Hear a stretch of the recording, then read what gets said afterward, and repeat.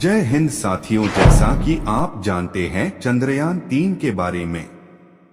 इससे हमारे सभी भारतीय लोगों की छाती गर्व से चौड़ी हो गई है। इसरो प्रमुख एस सोमनाथ ने बीते बुधवार 28 जून 2023 को बताया कि चंद्रयान-3 प्रक्षेपण के लिए तैयार है। एस सोमनाथ ने कहा, चंद्रयान-3 अंतरिक्ष यान को पूरी तरह आपस में जोड़ दिया गया है और हमने इसका परीक्षण पूरा कर लिया है।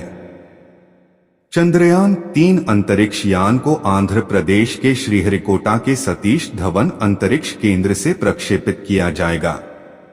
इसका प्रक्षेपण LMV-3 रॉकेट के जरिए किया जाएगा, जिसे पहले GSLV मार्क 3 के नाम से जाना जाता था। चंद्रयान-3 का उद्देश्य क्या है?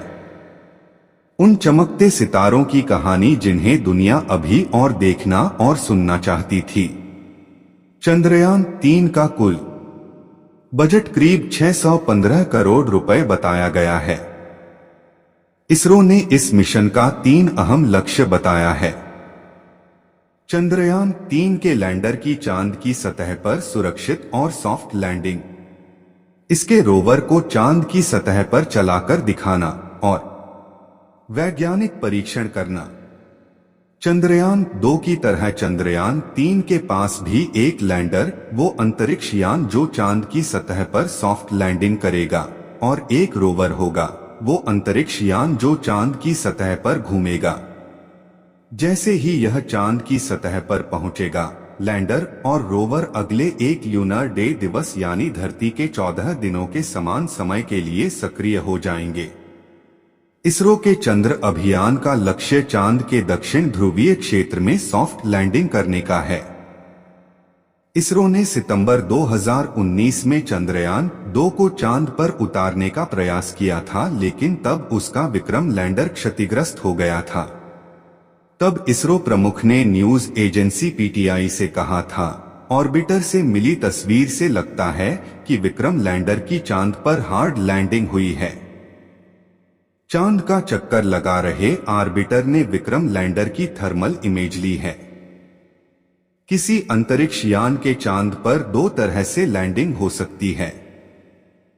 एक है सॉफ्ट लैंडिंग, जिसमें अंतरिक्ष यान की गति कम होती जाती है और वो धीरे धीरे चांद की सतह पर सफलतापूर्वक उतर जाता है। वहीं दूसरी लैंडिंग हार्ड लैंडिंग होती है। इसमें अंतरिक्ष यान चांद की सतह से टकराकर क्रैश हो जाता है।